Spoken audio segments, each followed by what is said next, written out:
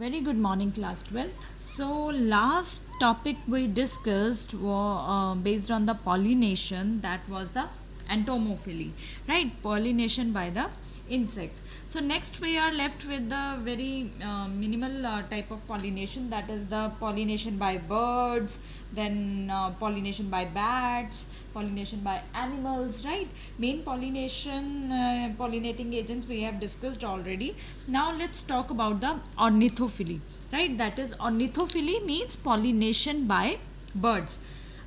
What kind of adaptation a plant has to undergo if it is pollinated by the birds? For birds, the first thing which is very important, that is adaptation in flower. And especially in flower, the one thing which is important is shape of flowers. Means flower should be wide, flower should be big in size, flower should be large in size.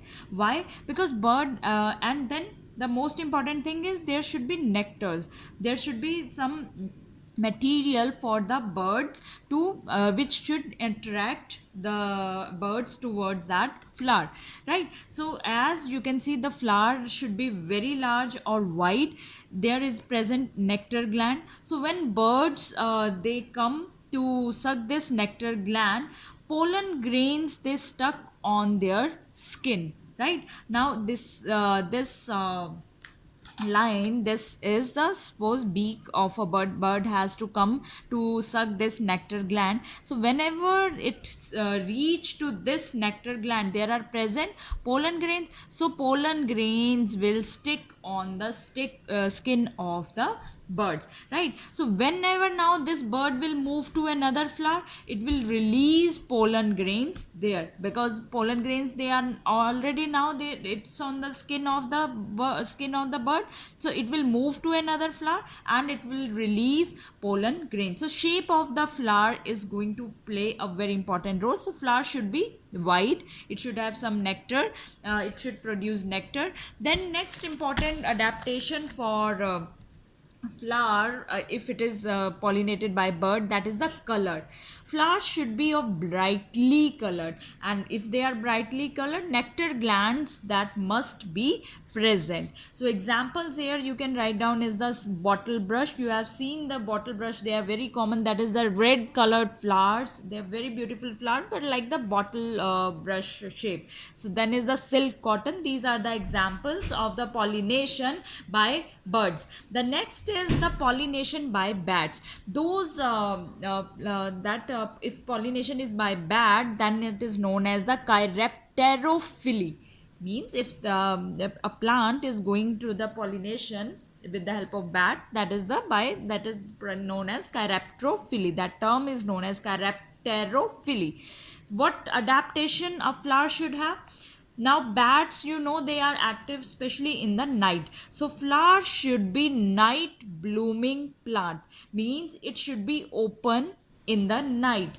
The second most important adaptation is flower should be little bit strong, because it has to hold the weight of bat. So it should be large enough and strong enough to hold the weight of bat. Here you can mention the example of Kygella pinnata. Kygella pinnata is a flower in which pollination occurs with the help of bats, and it smell like a rotten fruit, very little bat smell, but it attract bats. Bats feed on its pollen grains, and its pollen grains they are edible. So so bats get attracted towards the pollen grains, they eat its pollen grains and further help in the pollination. Then another important type of pollination is animals, through animals, that is called zoophily. Actually zoophily specifically mostly include the vertebrates, different vertebrates like monkeys, squirrels, grazing animals. So these animals they help in the pollination, and the terminology we used here is the zoophily. What kind of adaptation a flower or plant should have if it has to take the pollination with the help of animal? First, the important thing is the color. Then it should be color should be play a very important role, so it should be brightly colored.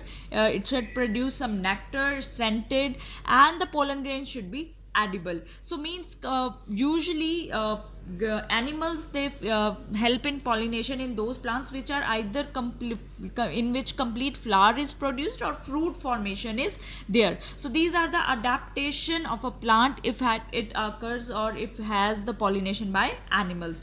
Next is by the snails.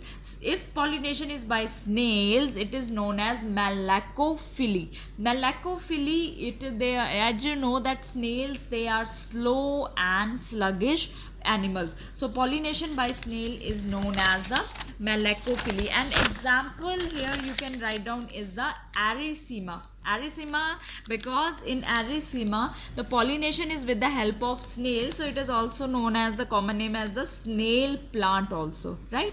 Now the next thing, actually we now discuss the cross pollination, but there are, in summary, or you can say there are in brief, there are few adaptations in a plant for the cross pollination which we need to understand, that how few plants which are adapted for cross pollination, how they prevent sometimes self pollination, and how they adapt themselves for this cross pollination specifically. So first term is used here is the unisexuality or dicliny.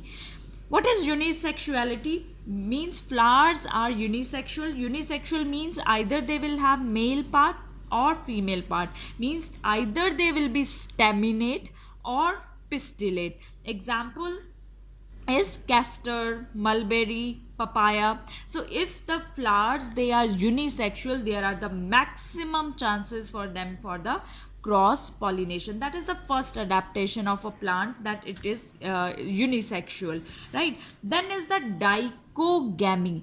Dichogamy is that sometime it happens that maturation of male and female reproductive parts, it happens at different time. That is a very plus point for the cross pollination. Means suppose if male sex organ is developing first, then it will release its pollen grain on the stigma of another flower, right? It is a very very powerful adaptation for cross pollination. Means completely self pollination is prevented here, right? So but in case of adaptation for self pollination, if a plant is has to pollinate through the self, then the reproductive parts always mature at same time. But dichogamy means that is the maturation of male and female reproductive parts at different time, because this is one of the adaptation for a plant or flower for the cross pollination. Now here also we have two conditions. In few plants, if male sex organs that they develop first, that condition is known as protandrous, and example is cotton, okra and salvia. But in few plants, if female female part mature first, that those are known as the protogynous. So here the plant, different kinds of plants you can write down, that is the custard apple, then there is mirabilis jalpa, that is 4 o'clock plant, ranunculus. These are the examples for protogynous. Protogynous means in which female part mature first rather than the male part, it mature later. Next is the heterostyly. Now just understand the term. Styly means style, hetero means many, or you can say different. Hetero, homo means same, hetero means different, right? Or many different types. And style means that it means talking about the stigma style, so it's talking about the style.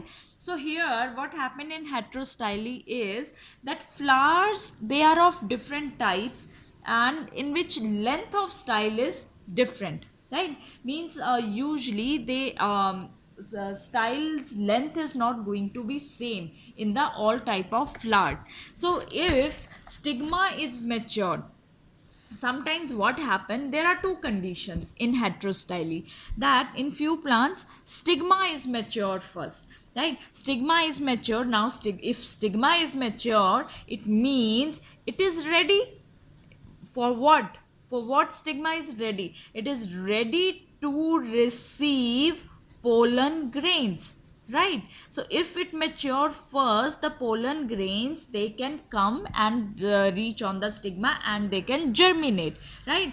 It can receive pollen grains by any agency. But second condition is that if anther lobes, you can see here that in second diagram here, what is happening is here anther lobes, they are getting matured first. So here anther lobes, they are exposed and they can release their pollen grains after maturation. So different types of flowers, different types of styles, they can be produced based on the maturation of a reproductive organ.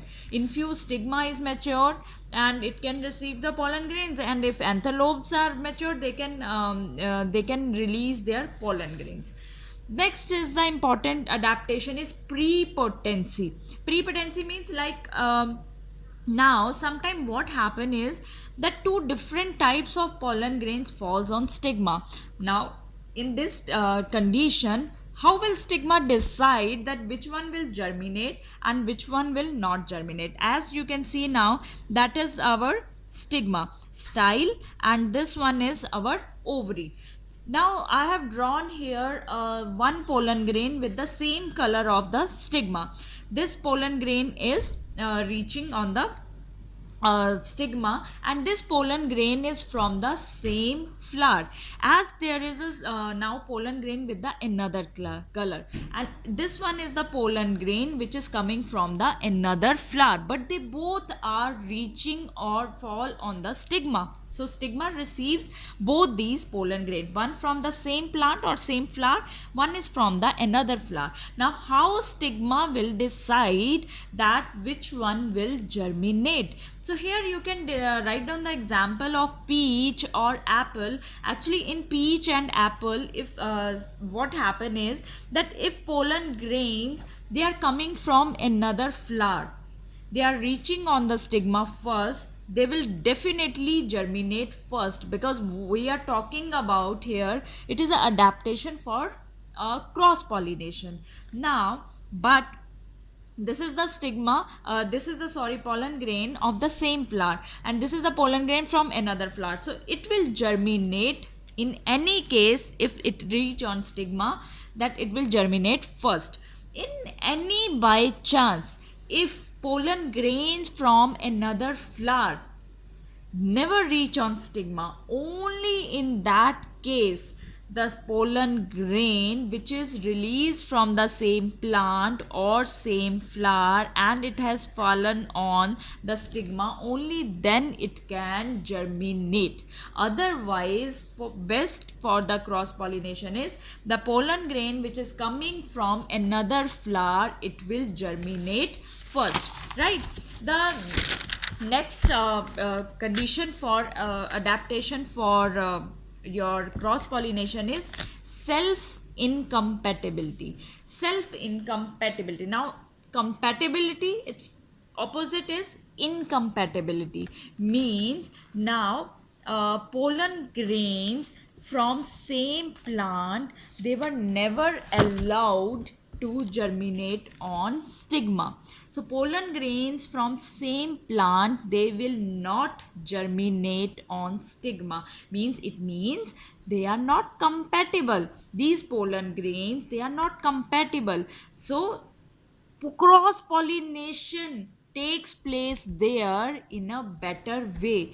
Means they are not compatible with the same stigma. So that is called self incompatibility. Means potatoes, in case of potato, in case of tobacco, pollen grains of from which are released from the same plant or flower, they will never germinate on stigma. What will germinate on stigma? Those pollen grains which are coming from another flower. It means its own own pollen grains, they are not compatible to it. That is called self incompatibility, and this is a very good adaptation for cross pollination. Next is the suppression of one sex. Suppression, as you can see this term suppression, it means one is mature enough and other one's is maturity is suppressed. So what happen is, if in a plant both sex organs are present, like flower is bisexual, so both sex organs are present, but adaptation for cross pollination is one is getting matured first and or other is getting mature later, or it is become non functional. So in that case, plant always prefer to undergo the cross pollination. It can also be understand that, like, if at maturity, if ovary mature first and anther does not mature first, there will never be self fertilization. So always plant will help, fertilization will be after cross pollination. Next term is hercogamy. Hercogamy is basically term used if there is any kind of physical barrier which is preventing the self pollination and helping the plant for cross pollination. Hercogamy, it means there is some physical barrier between pollen grain and stigma of same flower. Example is calotropis. Calotropis in common name is ak. This is also in Hindi known as ak plant. What happened here is, all pollen grains, they are covered inside a balloon like structure, and this balloon like structure is known as pollinium. What happened here is, if you can see the diagram, that is our stigma. And anther lobes, now anthers, they are developed, right? But there is a balloon like structure developed around these pollen grains, and this structure is known as pollinium, and pollinium is acting as a physical barrier due to which there is no chances of self pollination. So this is a one major adaptation of a plant to undergoing the cross pollination, right? So go through these different adaptations of cross pollination as well as the pollination by the different agencies, right? Tomorrow I am going to start with the fertilization, that is the last topic from this chapter, right? So that till that I will meet you in my next video.